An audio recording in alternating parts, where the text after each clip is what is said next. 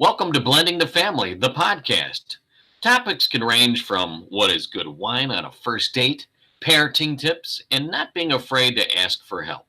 Here's your host, who was told by a guest that he was a podcast influencer. Well, you know the truth about that statement.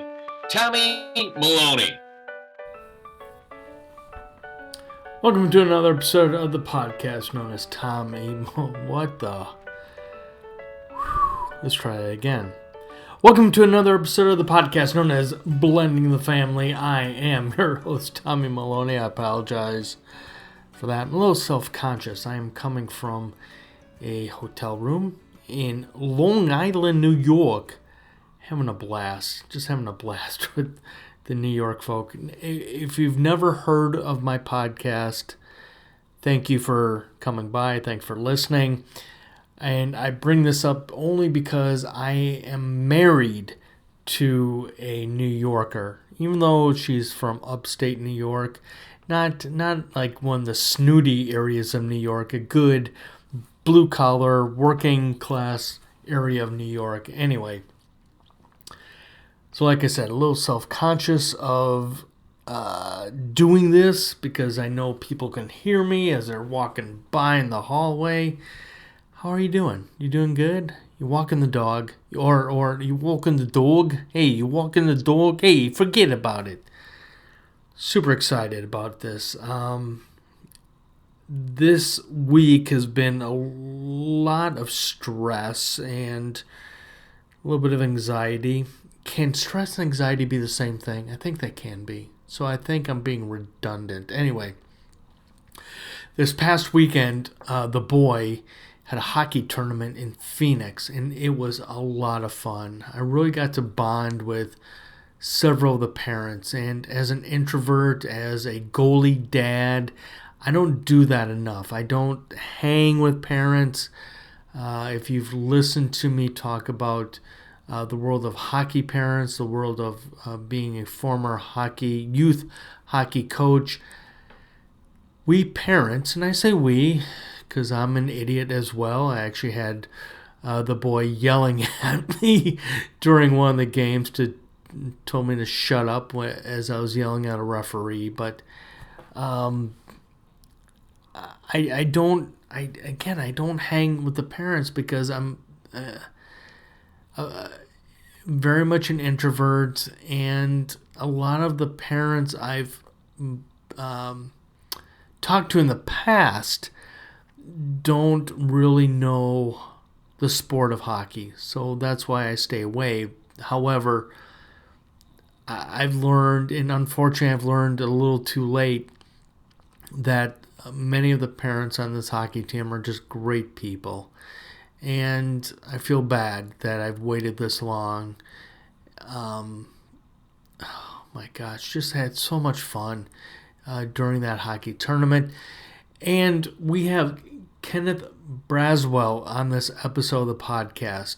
He is very much a pro-fatherhood advocate, and I'm super excited to have Kenneth on this episode because I try to be very pro-fatherhood, and it brings back to what I was just saying about spending this past weekend with other parents, both moms and dads, and just understanding that it's not always easy being in a divorced relationship, and I've witnessed different things this past weekend, which were really super cool when it came to just parents bonding, the kids bonding.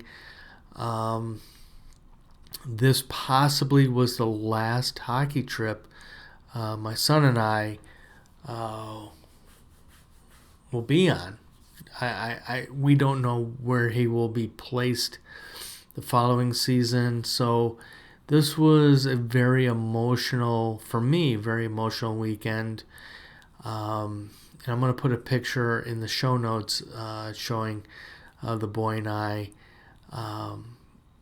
hanging out in a picture, and also at the same time, my bonus daughter Becca just had her senior night for basketball, and unfortunately I missed it. And again, it goes back to it's just been a very emotional week where I spent time with Connor, aka the boy.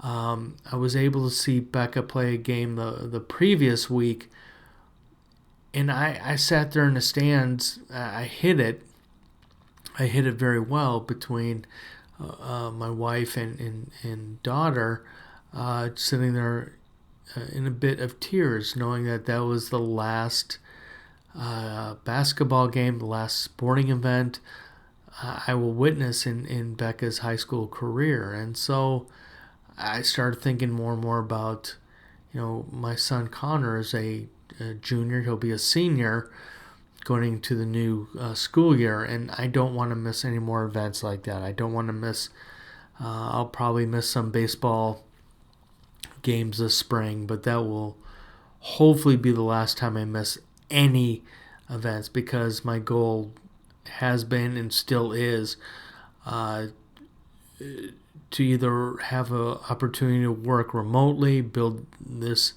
media business to where it's a sustainable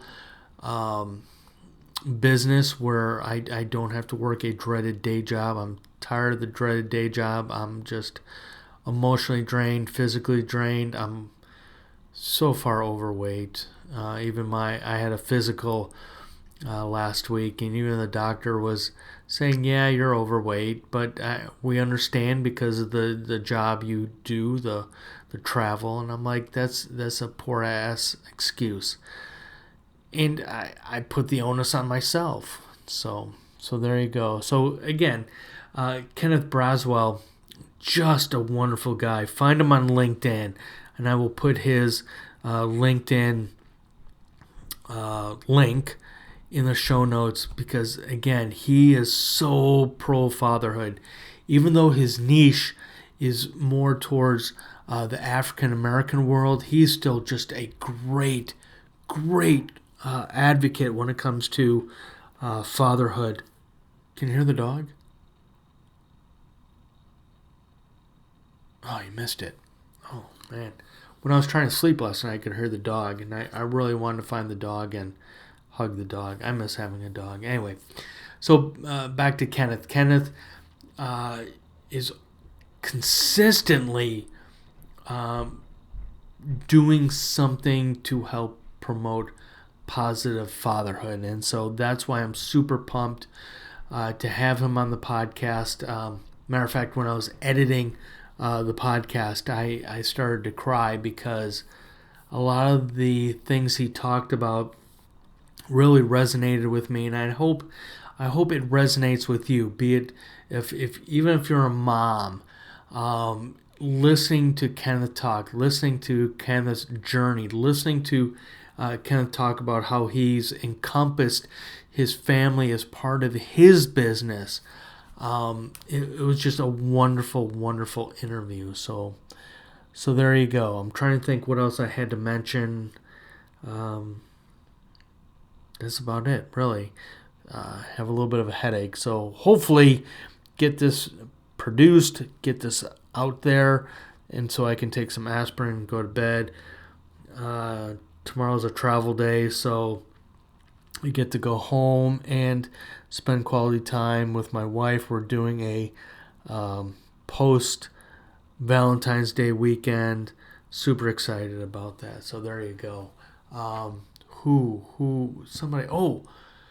If you ever listen to, and I hate to promote another popular podcast, but I love this podcast, WTF, Mark Maron's podcast. He just recently had Terry Crews on, and I was so excited about listening to that podcast because I love Terry Crews. I think he's a great human being and a great father. So I was listening to Mark Maron's interview with Terry Crews, and I hope one day. I've reached out to him on Instagram. I don't know, maybe one day we'll get Terry Crews on. Maybe. Do you know Terry Crews? Do you have a connection with Terry Crews? That'd be so cool. Anyway, there you go. So again, Kenneth Braswell on this episode of the podcast talking about pro fatherhood. Please share this episode if you know a dad who really needs to hear this message. Because I truly believe that when I talk about Terry Crews as far as the little catchphrase I use to help promote this podcast, this is true. Going with Kenneth on this episode, and as I say, and again, if this is your first time listening, I always end the show with this interview I heard with Terry Crews and another great podcast, Tim Ferriss. He interviewed Terry Crews, and Terry Crews essentially said, "Your success is my success," and that's how I look at it with Kenneth Braswell. Is that you as a dad, your success is my success because you're promoting positive fatherhood. He's promoting positive fatherhood, being Kenneth Braswell. So there you go. That's all I have for you. I'm waiting to text. I've been texting my mom back and forth today. Anyway, because side note, during the hockey tournament, Connor, who's a goalie, got ran over by another team, and she was asking how his health was, and he's fine, he's good. It was just sad that the player on the other team had to do that, had to just plow him over when they were already up in the score. So anyway, that's all I have for you. Thank you for listening. Thank you for sharing this podcast.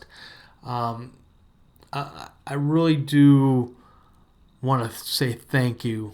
And I know there are more people, more dads out there that need to hear this podcast, more blended families that need to hear this podcast. So please, whatever you can do, however you get this podcast, please share it. Please leave a rating and review. My voice guy, Mr. Mark Murphy, will be mentioning that as well. So please leave a rating and review however you get this podcast, because again, I don't want to sound selfish on this, but I'd rather be doing this as a living because I know I can do this, but I need your help. I need you to really go on Instagram, share this podcast link, go on Facebook, whatever social media you use, LinkedIn, please share this because I've hit a roadblock with the dreaded day job. I'm at a point where I promised my wife I would not quit a job until I have another job. I feel that my calling is writing about dads, writing about positive fatherhood, writing about how to create positive blended families, doing this podcast, finishing up the third book. So, all right. I've talked way too much. All right, Kenneth Braswell. Find him on LinkedIn. You'll see that information in the show notes. As Terry Crews would say, your success is my success. Thanks for listening. Thanks for caring. Thanks for sharing. Peace out. Warning, you're about to listen to a conversation, not an interview. All right.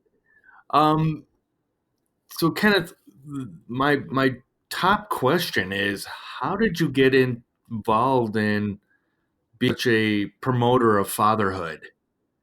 Wow, that's an interesting question. I think several things kind of led to my involvement in fatherhood work. The first impetus that kind of propelled me into the work was the struggle that I was having with the mom of my youngest daughter. Her and I were going through a custody hearing in family court.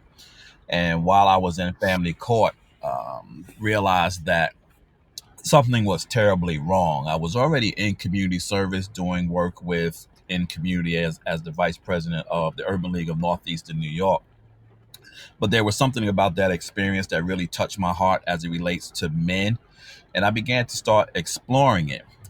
And then the second thing that kind of compelled me in was a breakup of a relationship that really kind of rocked my life in a way that made me to begin to have put a bit more attention on my fatherhood. And so, after sitting on my couch, contemplating suicide, tapped into my spiritual side and prayed for an answer. And my answer was speak to the hearts of men. And so after 15 hours of really contemplating what that meant to me and how I interpreted that, I sat down and I wrote the perspective for Fathers Incorporated. And it was designed originally to work with fathers around custody, visitation, and child support. And as I began to do the work, quickly realized that I could not help enough men in those spaces and began to look beyond to provide direct service. Well, can we take a step back, Kenneth? So, what was the what in I don't like the word inspire, but what caused your depression? Even though I was going through an emotional relationship situation, we were still caught. Even though I was going through that relationship issue, the two of us were still mature enough to manage to co-parent our daughter, who was only a year and a half at the time. And I think my daughter gave me a lot of strength. She just gave me a lot of strength in myself, even though I was doubting, my own abilities to be a great father, because I'd had a daughter before her. But my daughter before her was 19 years old, and I spent a large part of her early life not in her life. And so I did not want to make the same mistake with my second daughter as I made with my first daughter. But my second daughter, Nzinga, really inspired me to be a better man, to be a better father, to really look beyond my own personal desires in terms of what I wanted for myself, and really began to take ownership of being responsible for this little girl's life.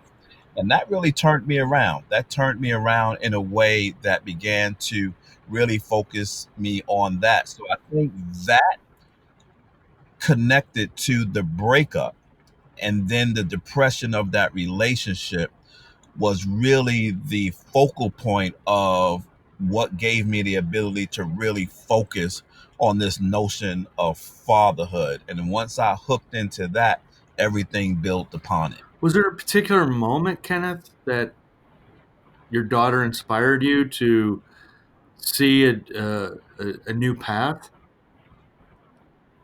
Yeah, you know what it was? It was so there was two moments. There was a moment that happened prior to all of that, and then there was a moment that happened after that.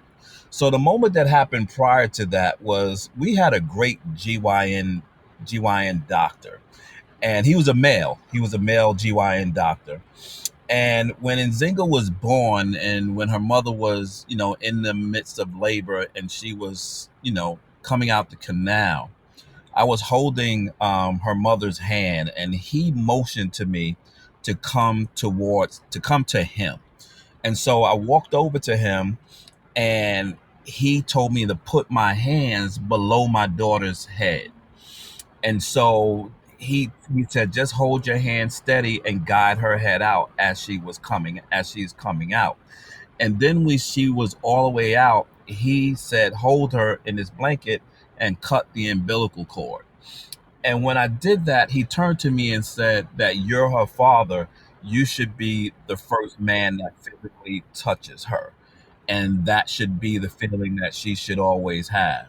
And so that was an experience that was beyond experiences for me, and really gave me this love and deep compassion for never wanting to disappoint this little girl. And then the second thing that kind of really inspired me was in the middle of our custody battle, as I began to start Fathers Incorporated, I caught the attention of a local newspaper, the Troy Record. And they knew me from other work that I did in the community and was really interested in what I was trying to do with this fatherhood organization. And they came and interviewed me. And when they came to interview me, my daughter was there when they interviewed me, and she was sitting next to me, and I was holding her as the reporter was asking me the question. But when the photographer came in to take the picture of us, and I still have this picture, when he came in to take the picture of us, right when he was taking the picture, she kissed me on the cheek, and that was the picture he Aw. caught. And when that story came out, it was right in the middle of the battle. The magistrate judge actually saw the article. And every time I look at that picture, it was like my daughter saying to me, everything is going to be all right. And from that first moment to that second moment, that was the impetus for making sure that not only I be the best father I could be in her life, but be a champion of fathers no matter what situations they were in as it relates to their children. Well, two things come to mind, Kenneth. Number one, when my son was first born, I was too chicken to cut the umbilical cord, so it's a little bit of a regret. But I was in college as a medicine major, way back in the day, and I dissect without throwing up. So trying to cut an umbilical cord was not in my not in my realm. And the other thing too is the other thing that came to popped in my head when you're talking about the picture with your daughter was when I was going through my own custody battle with my former spouse. And I remember I had created a binder with the pictures that I had of with my son and I. And one of my favorite pictures is when I used to coach hockey.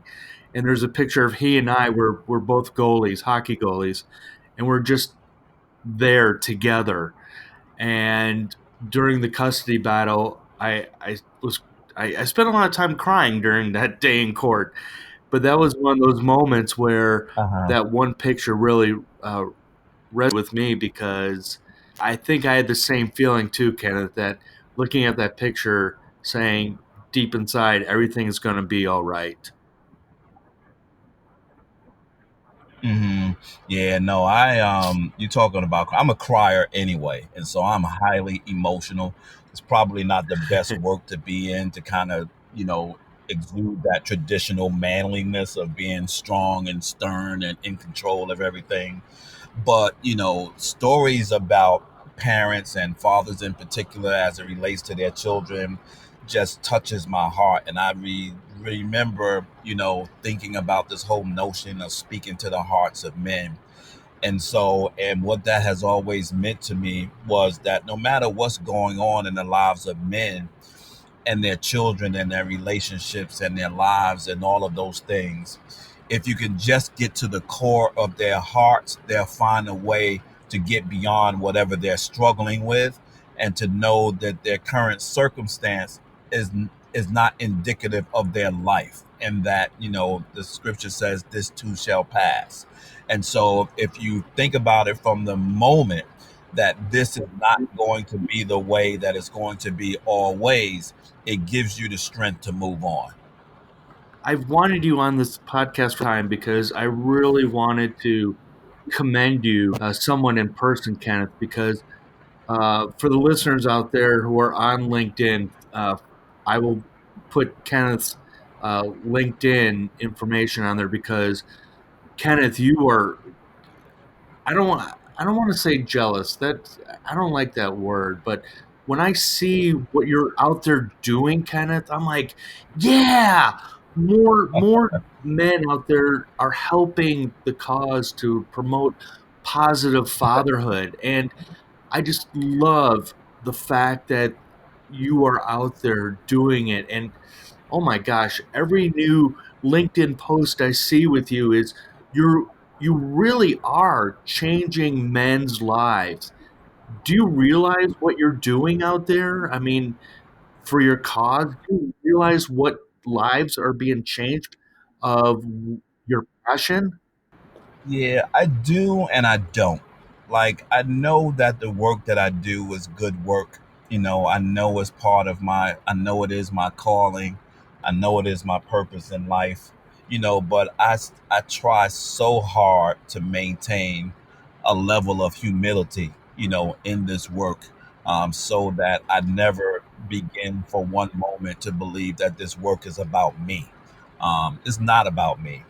It's about children. I tell people all the time, you know, the reason that fathers are so passionate about their situations with the mothers of their children is not because they dislike and hate the mothers. It's because of the magnitude of love that they have for their children. Yes. It has nothing to do with her, it has to do with the child.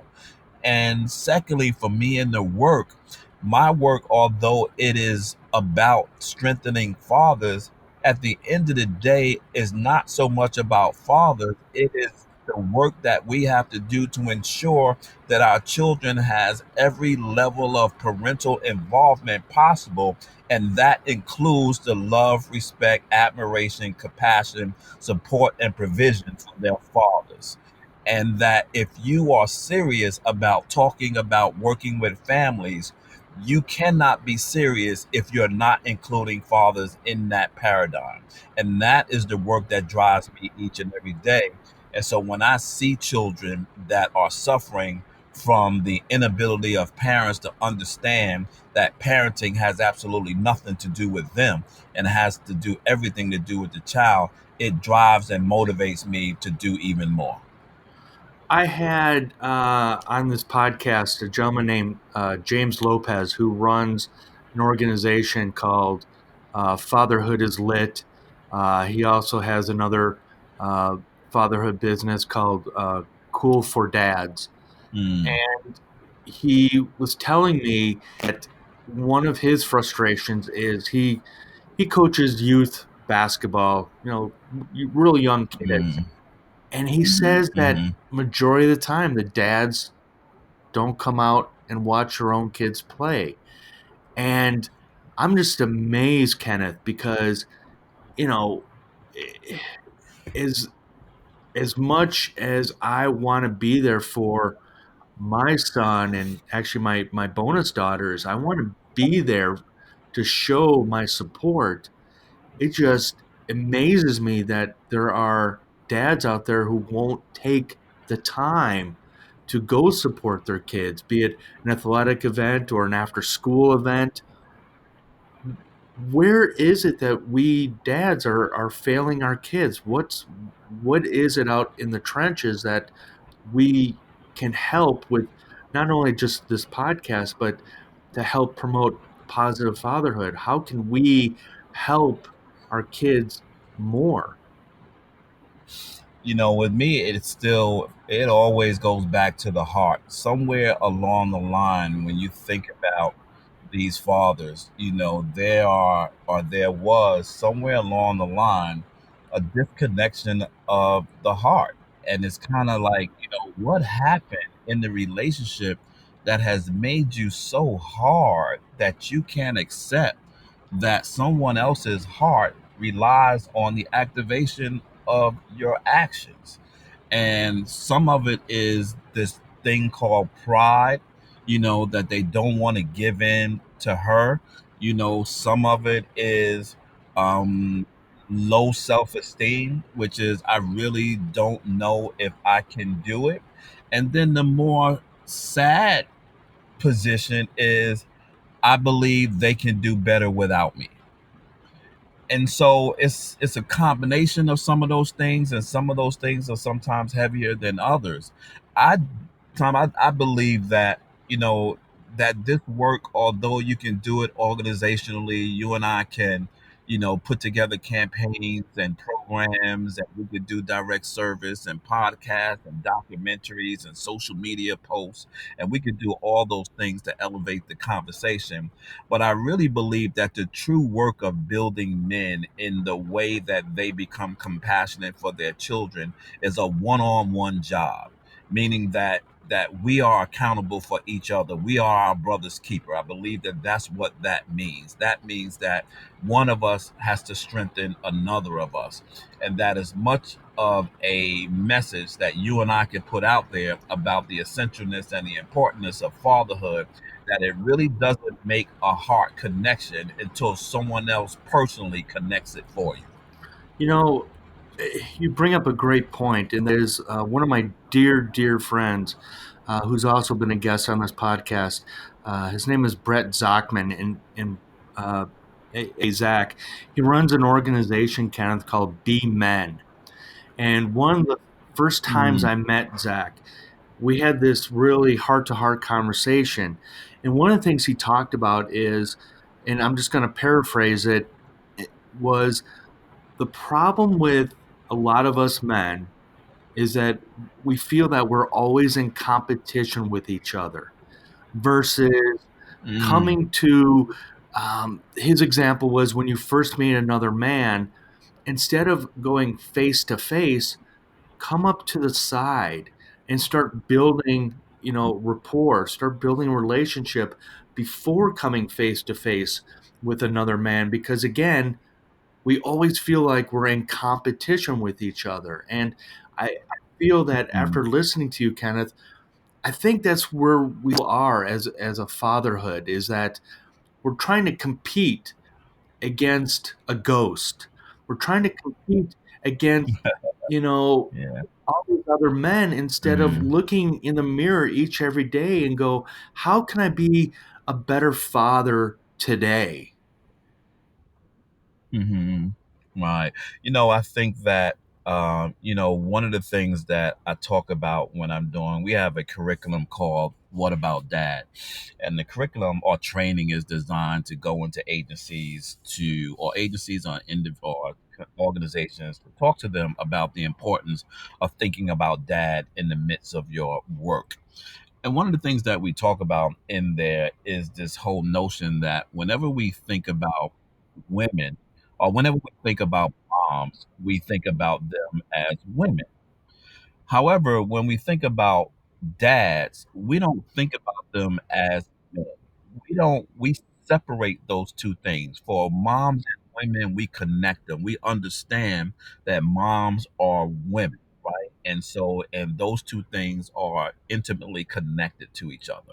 But when we talk about fathers and men, somehow we disconnect them, and we think that fathers don't have male biological, spiritual, and physical aspects that they bring to their fatherhood.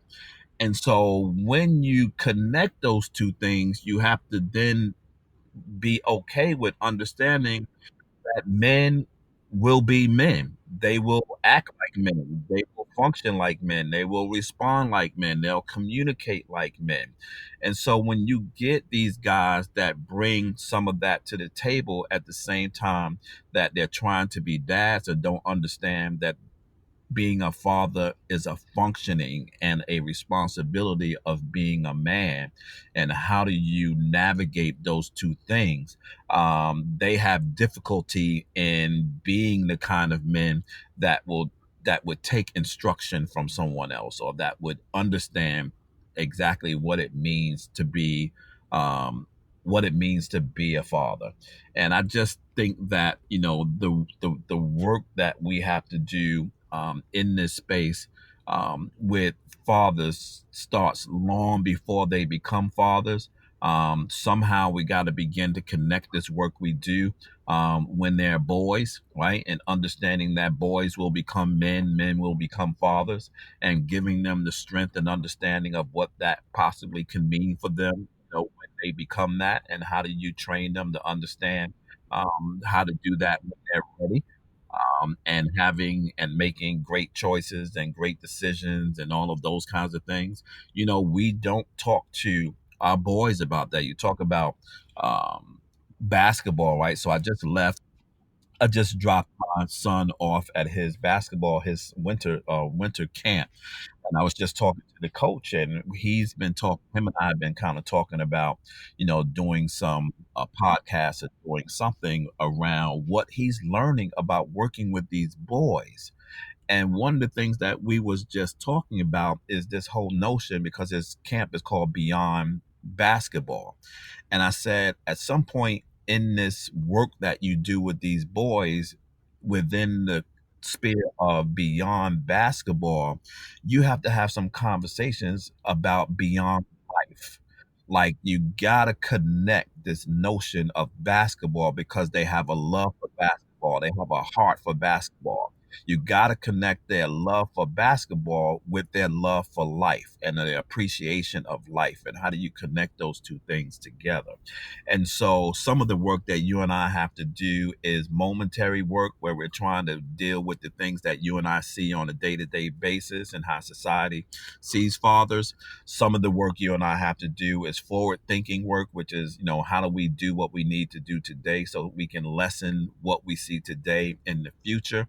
And unfortunately, some of the work you and I have to do is the going back work, which is to address, what are some of the things that has led to the way that men think. And that's a lot of work, Tom. That is much more work than you and I are capable of doing. More work than you and I can do, but we got to do well at what we do so that we can touch as many as possible. Kenneth, can you give me an example? And I have a 16-year-old boy.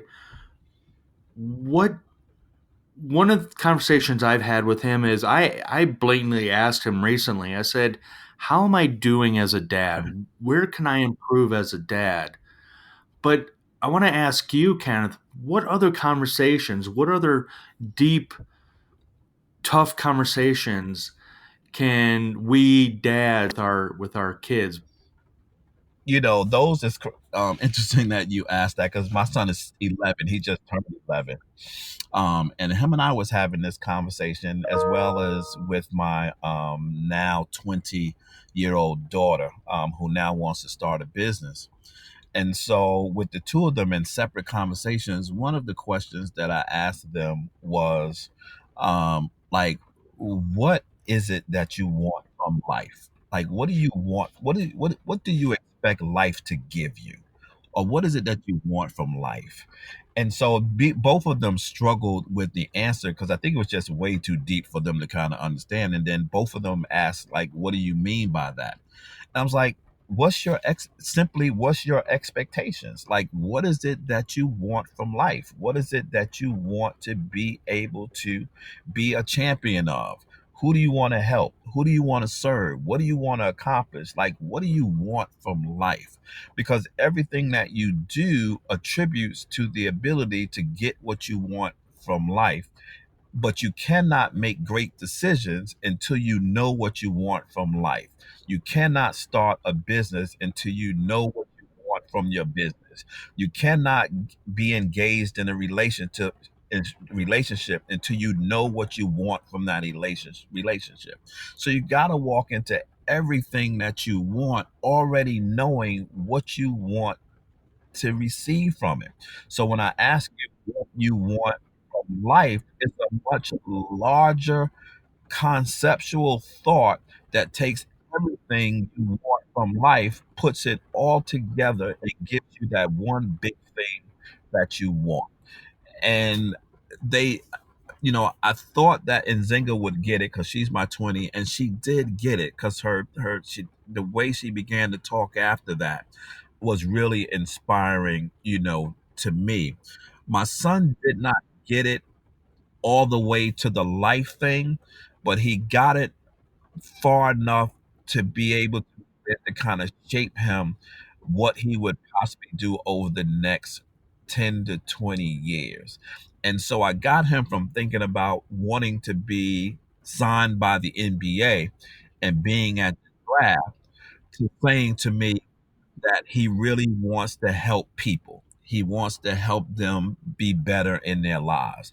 I'm like, son, that's what you want from life. You don't want an NBA contract to give you the ability to help people and to assist them in being better for their lives. Anything can help you do that. If that's your path in terms of how you want to do it, then every decision that you make along the way has to give you the best possibility to be successful at that one thing so that you can help. But you don't need that in particular to do what it is you want in life, which gives you a plethora of options no matter where your life decides to take you from now until you have the ability to do exactly what you want to do. And I think that kind of deep thought conversation, Tom, is the kind of conversation we have to think and talk about with our children, because they're so surface thinking in this time of technology, fast serving, quick desire, quick turnaround life where we just believe that everything is instantaneous, and it's not, that you do have to have some goals and forethought, and you have to think larger than, where you are at the moment. And I think the children who think in that way are the ones that do the greatest work in their lives, and those are the ones that understand that life is far beyond anything that they can ever think about. With our time remaining, I have two questions. Number one, I want to reverse one of the questions, and that is, where are fathers doing good? Where have, in your opinion, with your work, where have we stepped up? Where have we become a shining star in your experience? I love that question because I have an answer for that question. And I think the place that we are stepping up the most in is in the same place that we've always been in, but people have not recognized it. And it is that we are present. We are there. It One of the things I say in the beginning of our fatherhood classes is that 100% of all children have a father. 100%. There's not a child that was born on the face of this earth that was born without having a father. The question isn't if he exists, the question is where he exists. And so when you buy into the notion that all children have fathers, then you have to take on the responsibility of wanting to know where he exists, which is why I also say that there is no such thing as fatherless. Right? There are no fatherless children on the face of this planet. Now, their father may not be around. He could be deceased. He could be deployed. He could be incarcerated. He could be disconnected. He could be estranged. He could be a lot of different things. But the one thing he is not is non existent.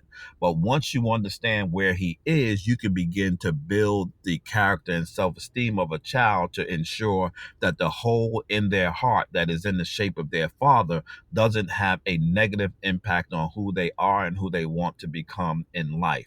And so all research says that fathers now are more engaged in the lives of their children. They are more present in day-to-day activities. They're changing diapers. They're doing homework. They're feeding.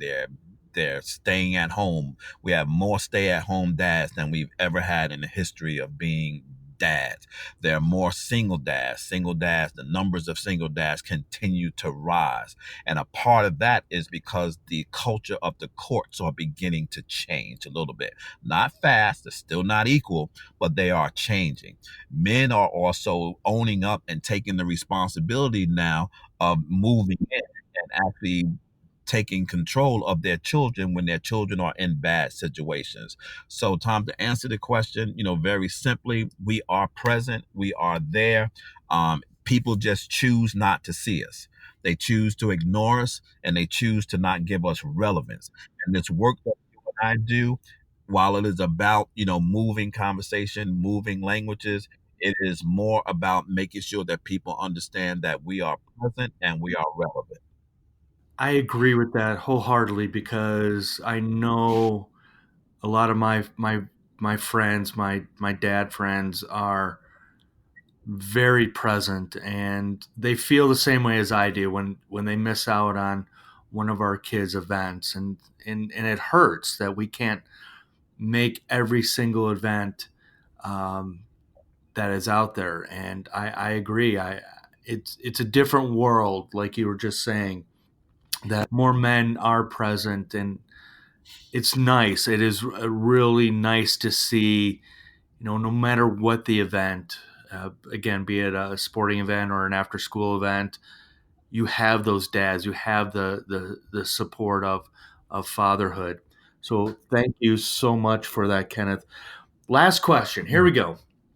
And before you say that, I want to say this too, and that is, I had a conversation with the mother of my youngest daughter, who, we have a great daughter. We have co-parented her extremely well, and we have a lot of introspective conversations because she knows the work that I do. In fact, the mother of my youngest daughter is now the CFO of my company. And so, how trusting of an individual that I would have to be in her, that I would entrust her with managing the finances of my company while my wife is the COO of the company. So it wasn't just about great relationship between me and her. It was also about great relationships with her and my wife as well, and understanding that.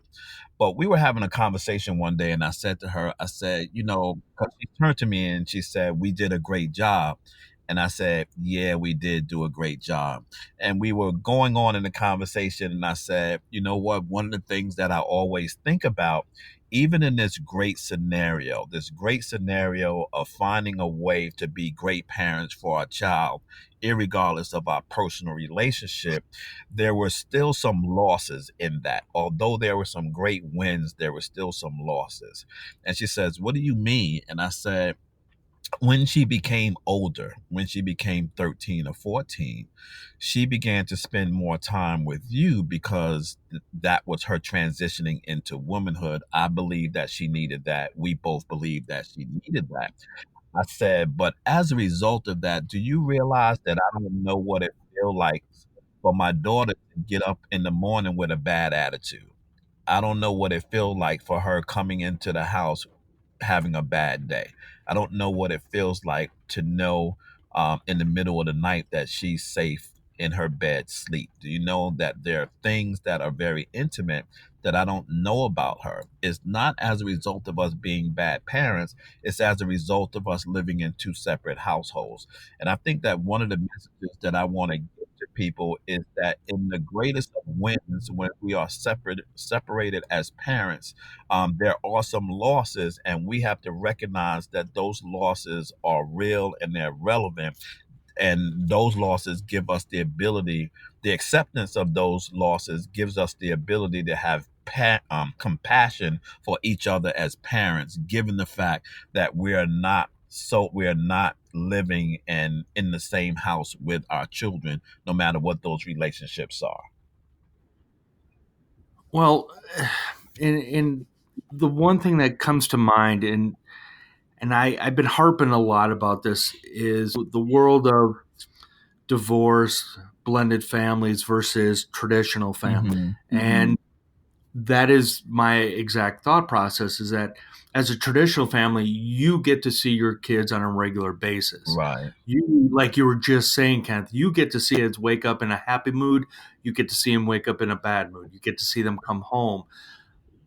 We in the separate households, we don't get those opportunities, and Wow. where I'm starting to lose and I'm it's a positive thing, is that, for example, my son, he has a job, and there are times where it's a Friday night where I'm supposed to pick him up, but he's working, Kenneth. So that Mm. means that I don't get to pick him up until the next day, later Right. on the next day. So that's my personal loss, and it does hurt. But Right.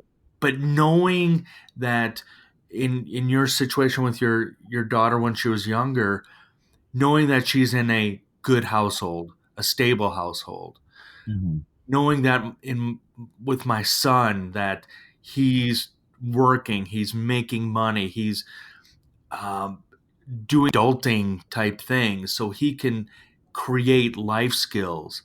But it is hard. Mhm. It is hard, trying to explain to some of my friends when they want to do these side events, going, you're you don't understand. You're taking time away from my son and I, as selfish as I am. Those are Mhm. moments. Those are the times I get to spend because I only get to see him every other weekend. Unless it's hockey season, then I get to see him every weekend. So I agree with you when you talk about those lost times because it does hurt.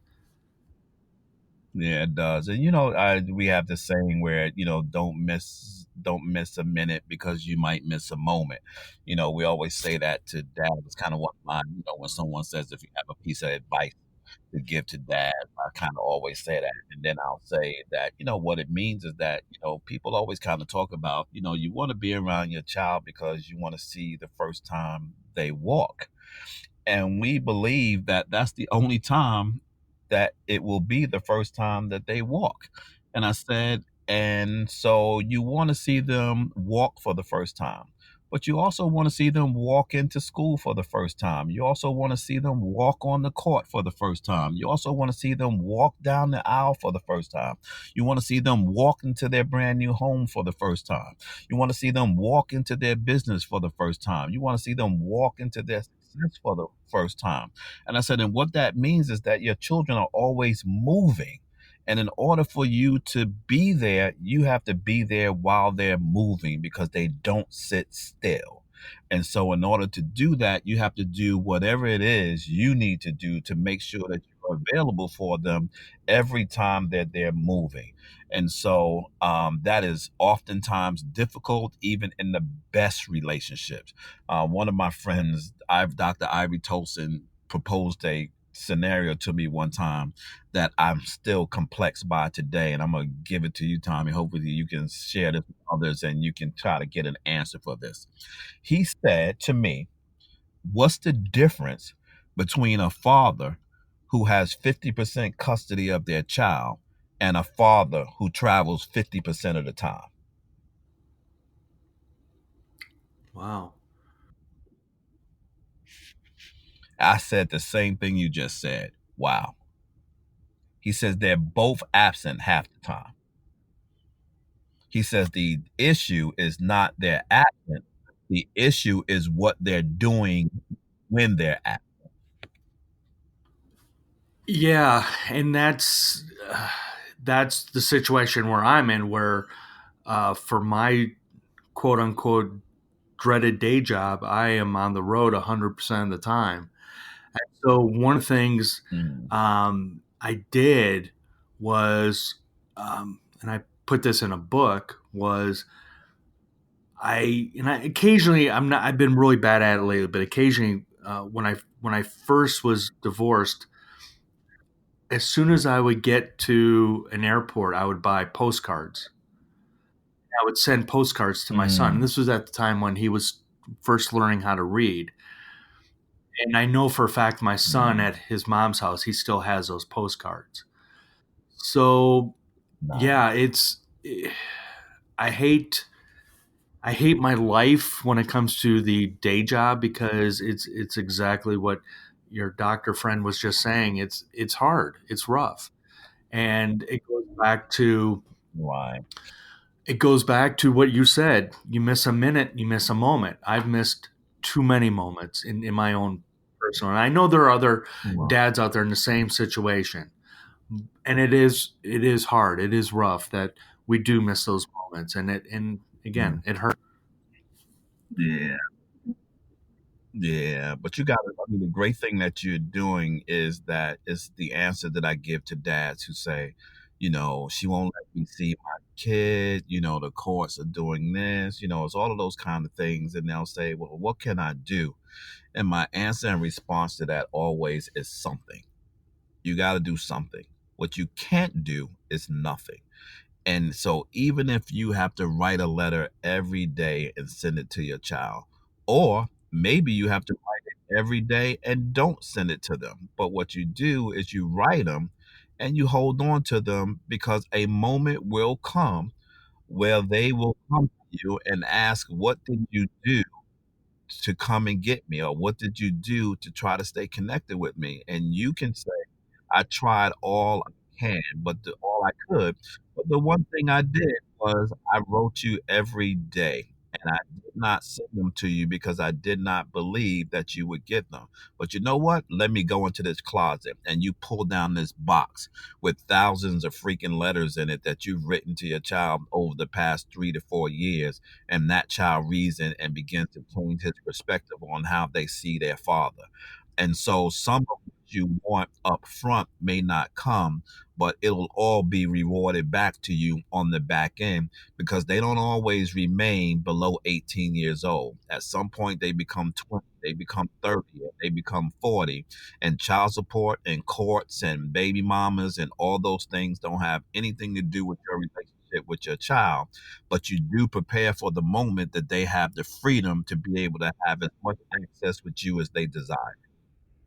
Yeah, and I agree. I totally agree that a daily basis we need to be in some type of connection with our kids. I mean, I remember when parenting groups were up in arms that kids were getting cell phones. I look at it a different way, Kenneth. I was looking at it. This is a way I can be able to communicate with my son. Uh, Mhm. you know, I love texting him early in the morning, just saying, Daddy's thinking of you. I love you. Have a great day at school. Mhm. Have good Mhm. practice. Things like that. And so I like, but I also like your idea with the letters of, especially if you're not sure that child is going to receive that letter, but hanging on to those letters and, Mhm. storing them, or when you do get to see them, those opportunities, you give them those letters. I think that's a great, great tip. Yeah, nah, it's a great thing. I have a video that I created probably about 3 or 4 Father's Days ago, and my I think it was my wife bought me this shirt, like, I was like, uh, she opened it up. You have all your kids around you, and your wife is there, and they're looking at you opening up your gifts, and you pull out this shirt, and it's like you have to like make believe like you really like it. So, but what I was mesmerized by was the box that the shirt was in.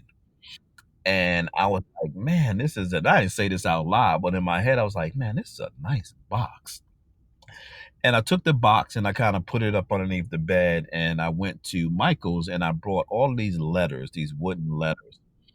And I went and I put the letters, I've got some glue, and I glued the letters on the side of the box and I called Oh, it a daddy box. And I used it to put anything in the box that connected me with my children that they would not even know that I was collecting, to put in this box. I still have that box to this day, and I still periodically put things in it. I'm talking like a picture where we went somewhere, or a receipt, or a matchbook, or anything that kind of connects to a memory. And I put them in that box so that they would be able to, if God forbid something ever happened to me and they were cleaning out my closet, they would find this daddy box and they would be able to see very significant moments that I was thinking about them as a family or as my children, which would not allow them to be able to make up anything about who I am and how I felt about them, that they would be able to see. It's almost like those fathers that are estranged from their children and they end up connecting with this basketball player, a player who became an NBA player or NFL player, and they meet their dad, and there's this screaming match where he said, "You never came to my games, you never came to my games," and then all of a sudden he hands him this book, and in this book is every pictures of him being at the game and newspaper clippings and awards and all kinds of things that shows, no, I was there, you just didn't see me, but I was there. It changes the perspective, and that's what I mean by you have to do something. To your point, Tom, you have to do something about connecting, and you don't always have to send them in, but you have to have them available, because eventually the question is going to be proposed to you or presented to you. Where were you? well, it's also creating your legacy. So when after we are long gone from this world, kind of hopefully, we have a positive memory for our kids when they're talking to their friends and talking about their relationship with us dads, and then eventually talking to their grandchildren and saying, you know, what positive things they remember from our relationship. So it's about creating your legacy, really. Right, absolutely. And the legacy and memories are the things that I believe are, those things that are everlasting. They say that, once the body is put in the ground, there's no more, physical contact, but the mental contact remains. And that mental contact is always the memories that that person leaves behind. And I just want to make sure that, when that happens, that there are things that are left behind that they can continually look at that speaks to the kind of man and the kind of father and the kind of husband I am. Well, Kenneth, thank you so much for your time today. Graciously, in the beautiful rain of Atlanta. So, last question, Kenneth. What has changed in your life the 12 months? Oh man, in the last 12 months, I've had these outside of the box ideas about this work that we do and how we can really begin to change the narrative or impact the narrative as it relates to fathers in particular. And I've been kind of meshing these ideas around, particularly this new G generation of Z generation, and technology. It's kind of like we haven't figured out yet how to incorporate technology and how to connect this new frame of thought, into this work that we do. We're in a virtual world. And although we're trying to stimulate human contact now can't be void of technological interaction. And so, how do we create apps and platforms and things to which dads can speak to each other and have an ecosystem that they can share their information and become intimately connected with fathers in their local spaces and national spaces and international spaces? And how can we connect the thread of fatherhood across cultures and across economic statuses and geographics and demographics, and how can we begin to get fathers to speak on one voice? And so I've really spent a lot of my time over the last 12 months thinking about, how we do that. And then on the flip side, really kind of thinking about this more intentional, more specific space for me as an African American dad. How do I begin to kind of build a lot of the damage that has occurred specifically for Black dads, and what does that look like for them, given that the statistical scenario and reality for many of them have not changed over the past, 400 years. And so that concerns me as well. And so I'm working at both of those things at the same time and really have this kind of pinky in the brain thing going with me right now. Just, once I figure out how to do this thing, we're going to change the world. And I also think that, one of the last things, and I'll end here, is creating new relationships and broader relationships. So for me, this conversation between you and I is part of the creation of new and broader relationships so that we can begin to bring influences and minds and people together to kind of figure out how we synergize our work in a way that we can be very specific about the goals that we have for fathers and their families and the mechanisms through which we choose to do that. But how do we do those things in concert? So I'm really thinking beyond and outside of the box of the work that I do to really figure out how can we do this work at a scale that has never been done before. Kenneth Braswell, Chief Executive Officer at Fathers Incorporated. Kenneth, thank you so much. You don't know how much I really appreciate your time. I know we've been emailing back and forth, and I am so grateful that we were able to finally do this. And anytime, Kenneth, you have an open invite on this podcast, as long as I'm on this earth, anytime, please, Yeah, come back anytime. absolutely. Same here. So if there's anything out there happening or popping that we want to talk about and get on the line and talk about, more than the morning. These times in the mornings are the best times for me because my brain seems to be extremely active this time of the morning. So I am humbled and appreciative that you would even ask me to be on your show. I know how widely popular, your podcast is. I've actually listened to your show a couple of times in the past. I haven't had a lot of time to listen to things, but I actually will get back on my groove to really begin to, pay attention to what's happening out there in spaces that I may not necessarily be in. So I thank you for that. Thank you for listening to Blending the Family, the podcast. If you come back, you get a 2-for-1 coupon. Woohoo! Daddy. Wait. Please leave a rating and review. However you get this podcast, whether it's through the mail or from your neighbor or listening in under the couch. I don't know. You tell me.